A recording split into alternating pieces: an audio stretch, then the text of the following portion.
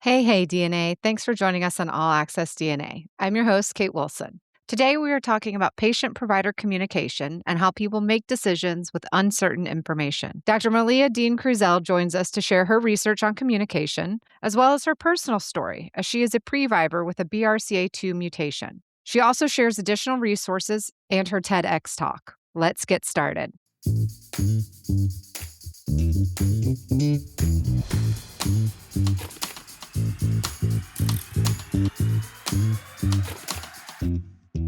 Hi, Marleah. Thank you so much for joining us on the show today. Thanks so much for this opportunity. I'm excited to chat with you. One of the things that I wanted to focus on was your research on communication and thinking about the communication between clinicians and patients, which is a huge part of healthcare, medical care, but I think it's one that maybe both on the provider and patient side, we don't think a lot about is how we're communicating with each other. So, why did you decide to focus your research on this? Yeah, that's a great question. I think communication is really the mechanism through which care is accomplished, right? So, effective communication, it influences our understanding, decision making, and ultimately our health outcomes.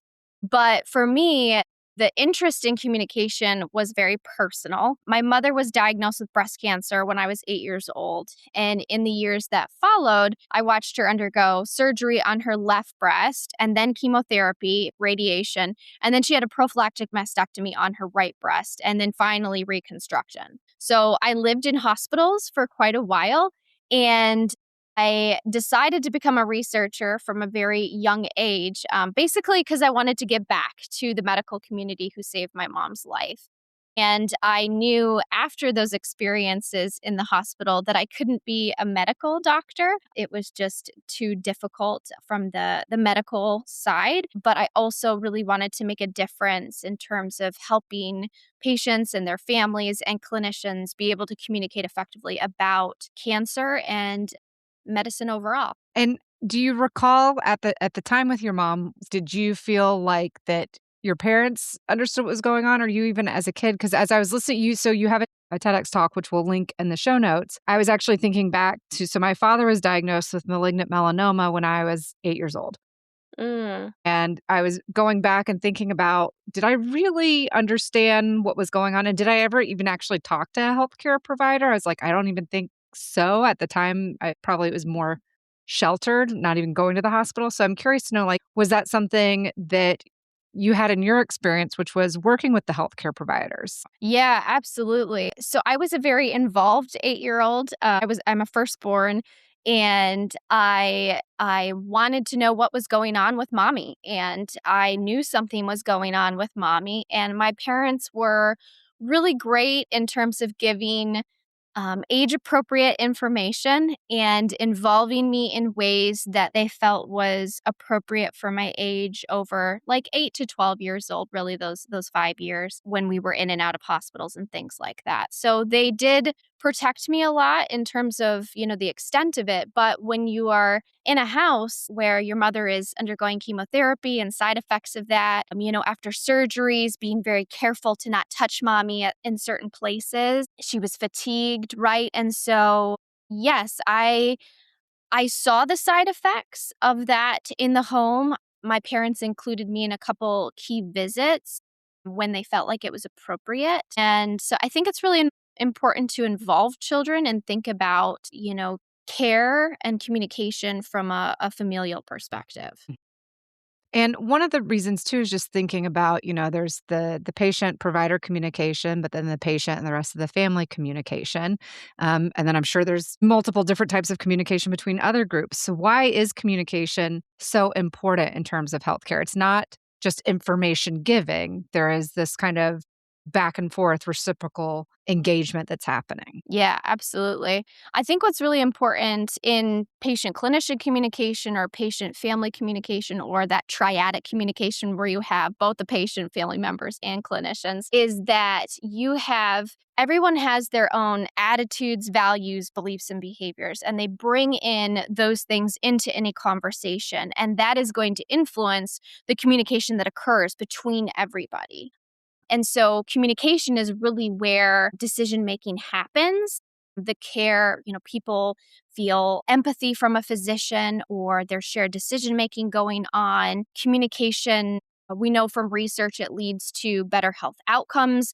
That can be emotional health, physical health, functional health, mental health, right? And effective communication can, from a clinical side, we know that it enhances patient compliance or adherence. And so I think that's really important to keep in mind. From a healthcare organization perspective, the Joint Commission on Accreditation of Healthcare Organizations had a statistic several years ago that 80% of medical errors are due to communication breakdowns. And so if as patients, we don't fully understand our options, if we don't trust our clinicians or we feel uncertain about next steps, that really tends to go back to the communication that's occurring between and among those different types of people. So it sounds like there is this way that communication saves lives or I mean, really truly does impact someone's health. I mean, in my own research, a lot of my research looks at previvors, so people who are genetically predisposed to hereditary cancer, but who have not been diagnosed with cancer. And so understanding one's genetic predisposition enables previvors to make informed health decisions, right? So you're looking for cancer in your body. You are maybe preventing cancer through prophylactic surgeries, risk-reducing surgeries, or you are undergoing personalized treatments to reduce risks and ultimately improve outcomes. And all of that really goes back to communication, right? Sitting down with a genetic counselor, for example, and learning about your potential risks before you undergo genetic testing. And then post genetic counseling, what it looks like for you in terms of moving forward and what types of decisions you might make in terms of screening or surveillance. And then if we think about cascade testing, right, within families, that's driven by communication. When information is shared effectively, and as a communication scientist, it's important that it's more than once. It's not just that disclosure of positive genetic test results, for example, that can actually lead to prevention and treatment across generations, really making an impact in terms of legacy. So communication, when it's effective between healthcare providers or clinicians and patients, quality of care is improved, patients and providers are more satisfied, and you are achieving ultimately everybody's goals. What are some of the biggest barriers you've seen when clinicians are trying to communicate with patients? Because like you said, it needs to be effective. So what keeps it from being effective? Well, I think when you think about your own experiences interacting with a healthcare provider, you might first off think about time constraints, right? Usually appointments are pretty short, depending on, what type of appointment you have.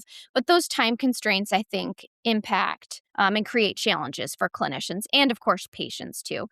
In the US, we have quite a fragmented healthcare system as well. And so that can make it really difficult in terms of tailoring communication to individual patient needs. But I actually think the biggest challenge for clinicians when they're trying to communicate with patients is there is misalignment or miscommunication between what's important to the clinician and what's important to the patient. And so if you think about when you go to the doctor, we typically go to the doctor because we're uncertain, we don't know, right?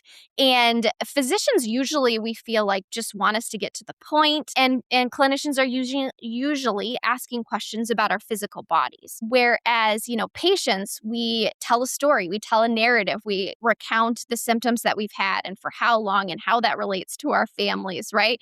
And so then on the other side, we have physicians, they tend to think patients share too much information, right? And focus too much on emotions or environmental concerns or sociocultural factors, right? And so there's really this conflict between the approach to care.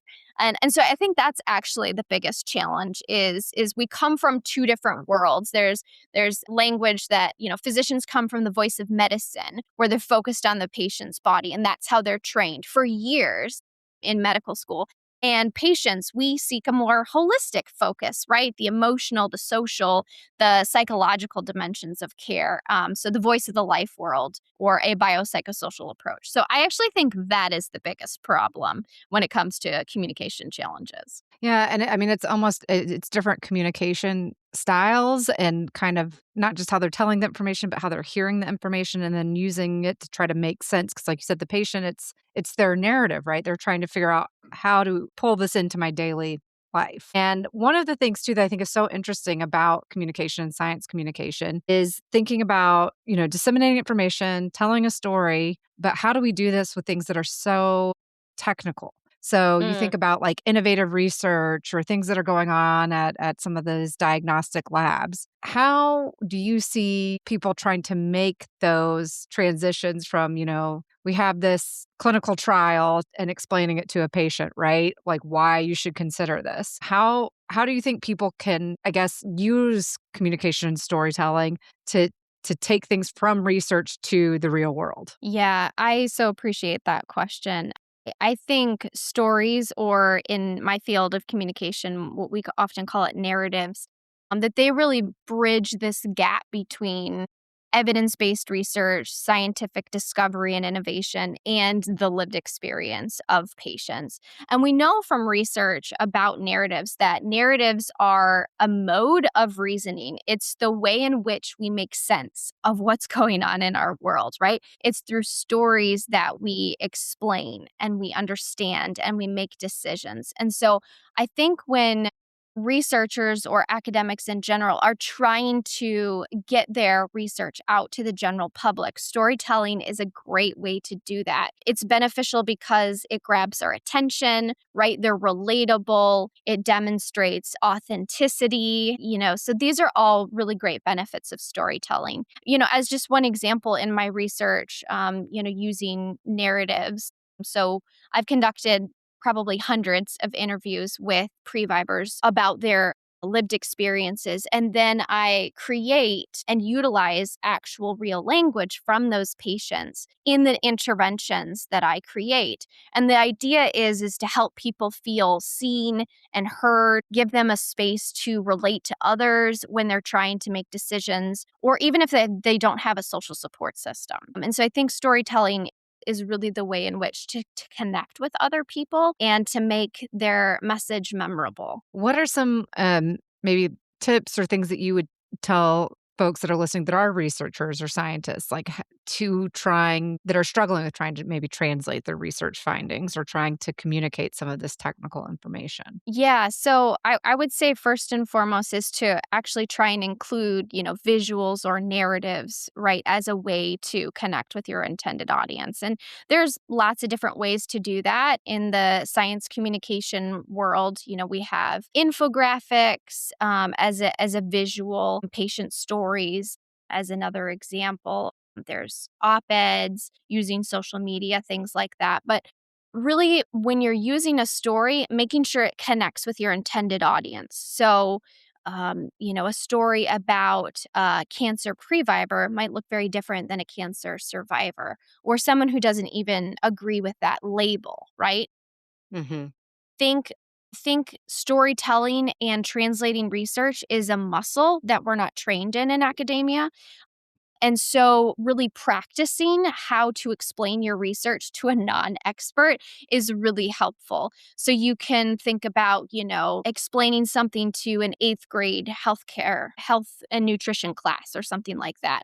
Or envision that you're talking to your family members at a family reunion this summer or at Thanksgiving, and then getting feedback on that as a way to connect and using plain language. I think this is something that's really difficult. Oftentimes, as a researcher, you want to explain all the details and the nuances about the method and the theory and why that's exciting and how we're making an impact in those spaces, theoretical advancements. But in terms of the general public, they don't really care about the method. They don't really care about the theory. They want to know, how does this relate to them? What's important to them? Key takeaways, very simple key takeaways that aren't using medical or scientific jargon is really helpful.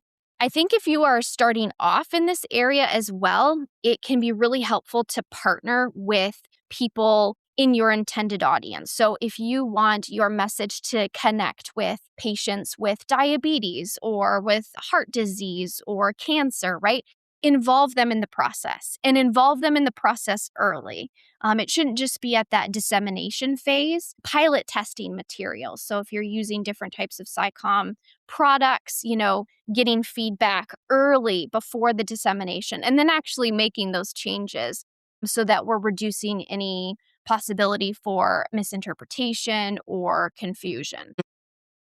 That's helpful. And I would say one of the things too that I think is so interesting about communication is that one of the things, the reason we're communicating, right, is to try to be clear, clarify things, make sure that the audience or the patient or the client or whoever we're speaking to can understand what's going on.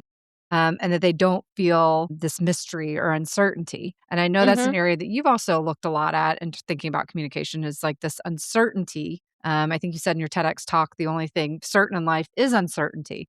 But I think, that's one of the things with communication that we're trying to clear up. But it's a challenge because there is some uncertainty that's inherent and part of science and genetics. Like we don't know everything.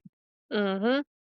So, how do you think that people can discuss this uncertainty, and why people find it uncomfortable to hear about uncertainty when it comes to medicine and health? Yeah, I think you're explaining that very well. And I think there really is a discomfort with uncertainty in science, medicine, genetics, even more specifically. To be clear and define our terms, uncertainty exists when there is a situation or information that is probabilistic, ambiguous, or complex. And so, probability, likelihood of a future event or outcome. Ambiguity really gets at conflicting evidence or the evidence's strength or maybe a lack of information. And complexity is really related to the different types of factors that might cause that discrepancy or maybe limit understanding of information. And I think the reason why people tend to be so uncomfortable with uncertainty is because it challenges our sense of control. And we like to be in control. We like to know all of the information. But as you said, our lives, we will never know all of the information. Uncertainty is inherent, particularly in healthcare. And that's probably a good thing, right? In 20 years, I hope the options for previvors like me is different than it is now. And that is because information is constantly changing and evolving. And so we want advancements. We want scientific advancements and medical interventions that get better and improve, side effects for patients and patients' health outcomes overall. But I think we have to be okay with uncertainty. And I think, particularly clinicians expect, well, patients too. I mean, you go to a doctor because you expect to have an answer, and physicians are there to provide an answer, right? And so oftentimes uncertainty can feel like a failure rather than what it should be, which is just the norm. It's the reality, Right. right? And so for clinicians, I really try to encourage them, letting go of the idea that you should have all the answers. And that means being willing to say, I don't know, or even we may never know, or we don't know yet, but I'll keep you posted, right? It means partnering with the patient to explore kind of what the best next step is based on the information that we have right now. One thing too is thinking about, like you said, I think you use the term like probabilistic Mhm.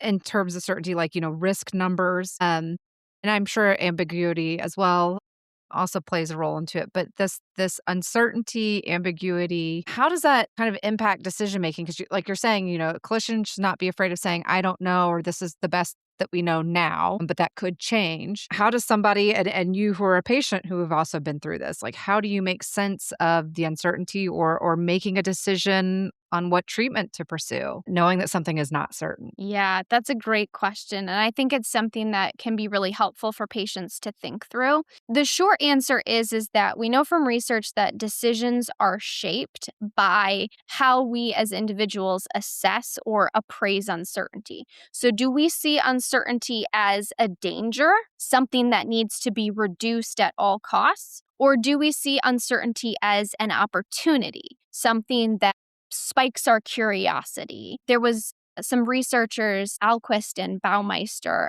they published an article a couple years ago in the journal Current Directions in Psychological Science. And they talked about that there are actually positives of uncertainty. It increases your effort, it increases your emotion, it focuses your attention. And so it can actually activate learning. But I think most people, when something is uncertain, they fear it, they see it as a danger. And that's definitely something that has come up in my research with previvors. So, for example, I conducted around 50 interviews with previvors in one study, and we found that previvors who assessed their uncertainty as a danger, they tended to choose risk reducing surgery, right? They wanted to reduce their uncertainty about being diagnosed with cancer in the future. And then that actually resulted in reduced distress and it improved their overall psychological well being, which is great.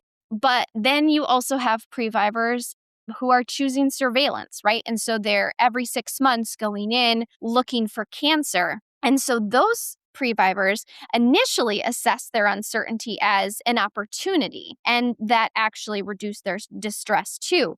But then as time went on, it required this management over time. And so they were constantly having to reassess their uncertainty as a danger. And so it created this journey of ongoing uncertainty across their lifespan. And so I think when you're as a patient, you want to think about, when I'm confronted with an uncertain situation or uncertain information, right? Do I want to reduce my uncertainty or do I want to manage it? And then what's your approach to information seeking? Because one of the main ways that we address uncertainty is to either seek or avoid information according to theory and seek social support. So those are kind of the main ways in which to manage uncertainty. And so if you're naturally a person who wants to get all the information you possibly can, right? Then that might help you kind of get a sense of what type of decision you would want to make. And sometimes there might be points where you want to actively avoid information as a way to protect yourself as well.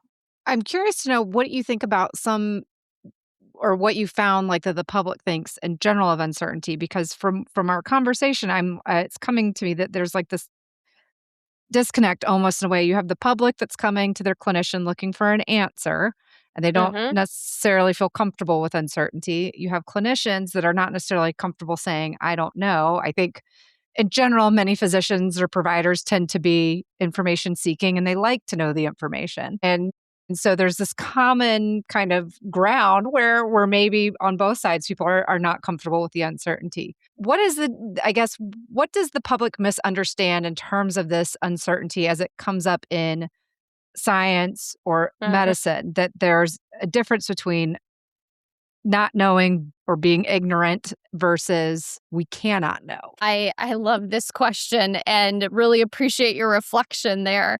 I think there's really kind of two common misunderstandings I've seen, both from a researcher perspective, but also as a BRCA2 previvor myself. And one we've kind of talked about, number one misunderstanding is that uncertainty should be eliminated, right? That uncertainty is and number two, or connected with that, is that more information will reduce my uncertainty. It will make me feel better. It will give me back a sense of control. Well, what happens when the information you seek actually is more uncertain, or it sends you down a rabbit hole at 2 a.m. in the morning, right? Mhm. Or you're on TikTok or, any type of, source of information you're tapping into.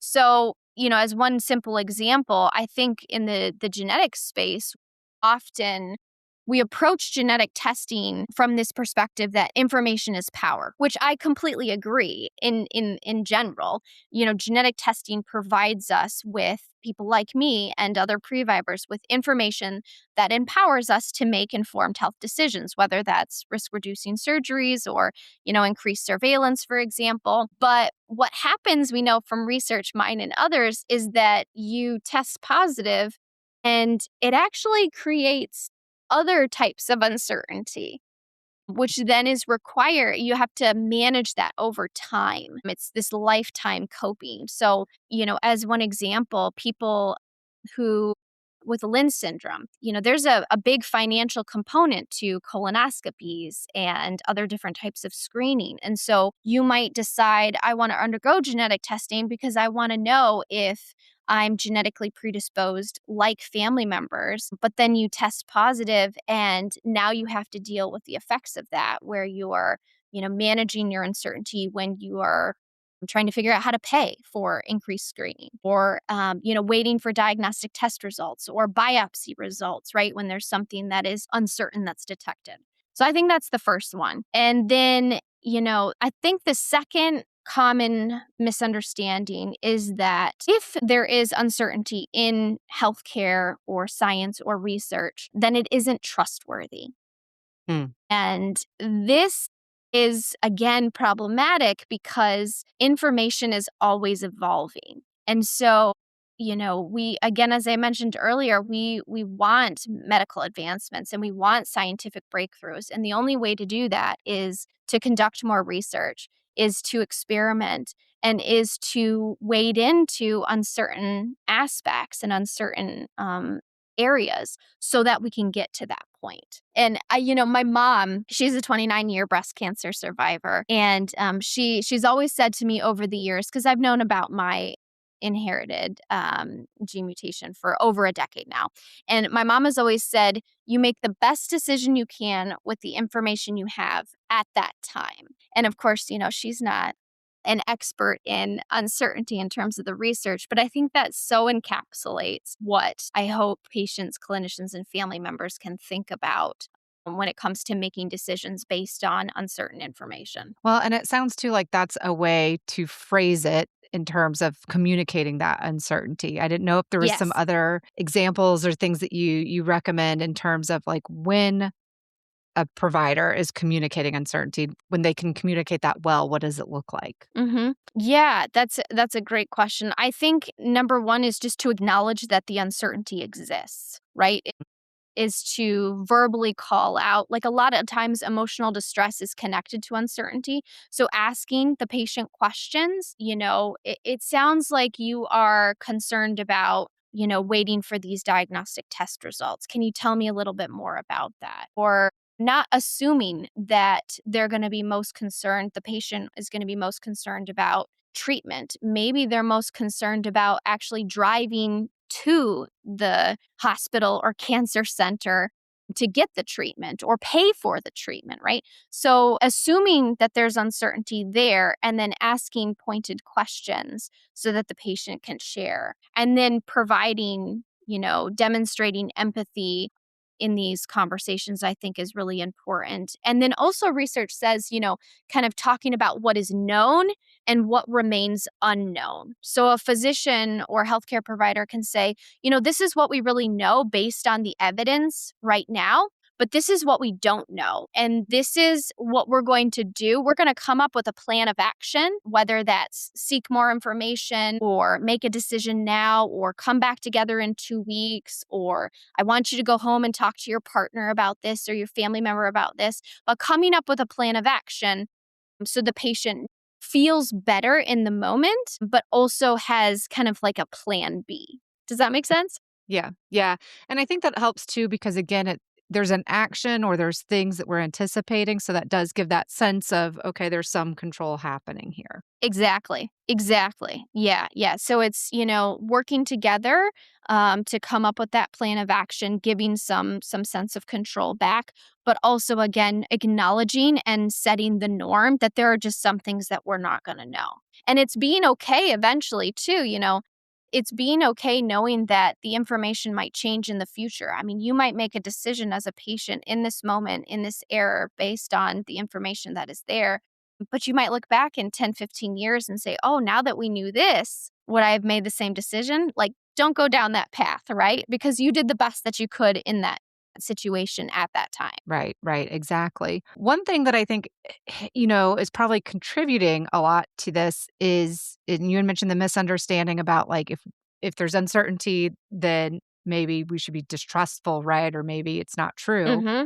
Yeah. And again, I wanna make sure I'm choosing words carefully. It's sort of like there's this mix up between is something uncertain or am I confused because there's misinformation, right? And so I think that's probably factoring into people's uncertainty is they're not sure who Mhm. to trust for some of this information. Yeah. So how do patients navigate this? How do they know something is a credible resource?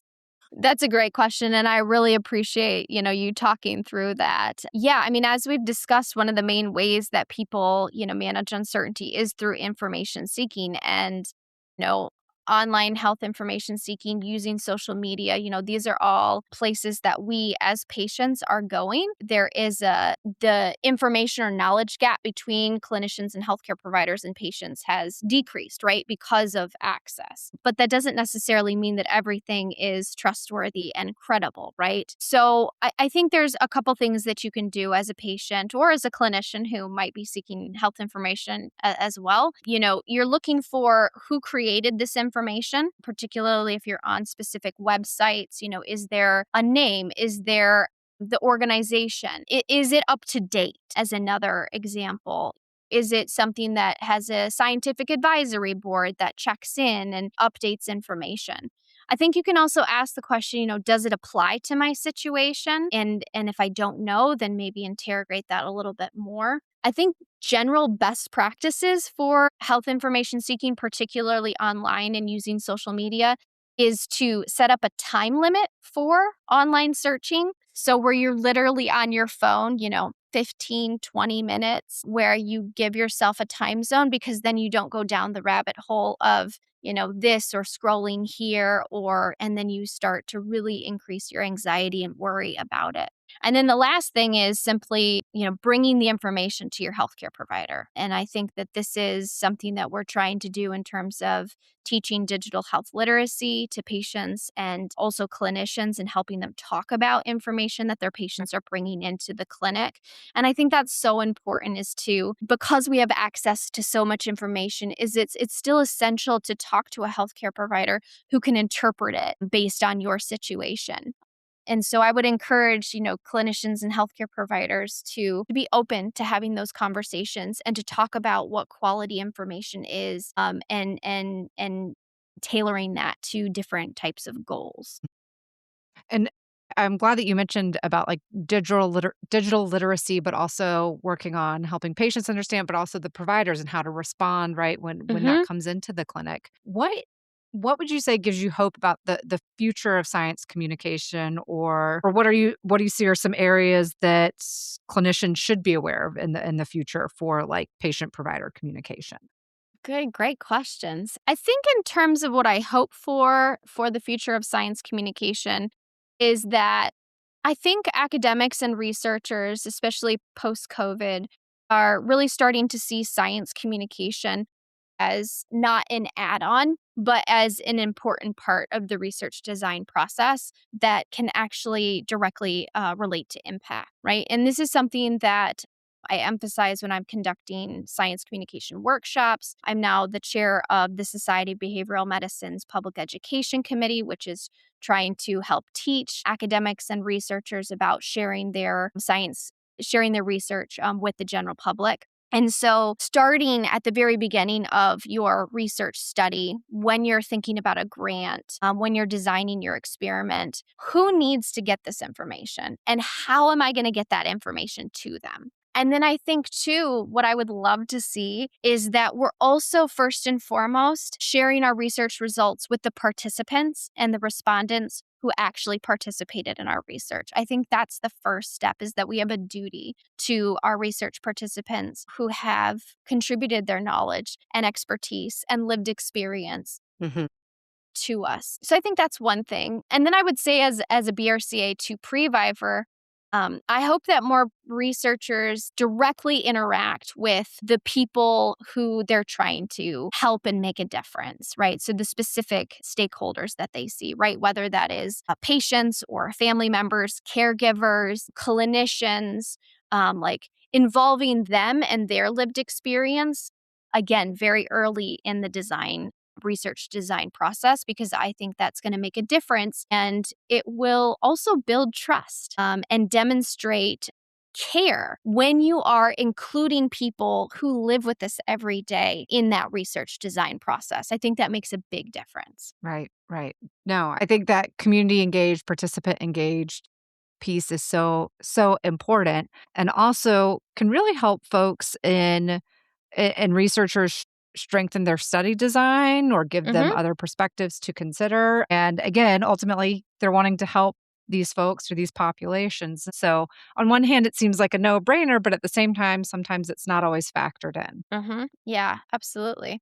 And there are lots of barriers, I think, to research in general, one of which is time. As academics, much like clinicians, we are, navigating time in terms of, the study design process. But ultimately, if you're really trying to make a difference with a particular group, whatever that group is, you should be involving them in the process to begin with because they have the expertise in terms of what their lived experience is like. And I just want to take a minute to thank you for being with us today. But before we go, I do want to ask if there's a way for folks to connect with you, and we'll put some of this in the show notes as well. But you mentioned you do workshops, you teach, you research, Yeah. you do TEDx, you do all the things. So if somebody wants to connect with you, what's the best way to reach out?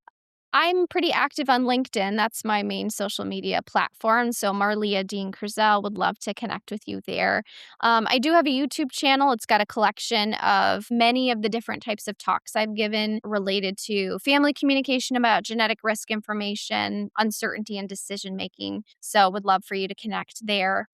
And then you can find some more resources or information about speaking on my website, which is www.marleahdeankruzel.com. Like I said, we'll put all of that in the show notes as well. And Marlia, thank you so much for being with us today. Thanks so much for the opportunity, and I wish you the best.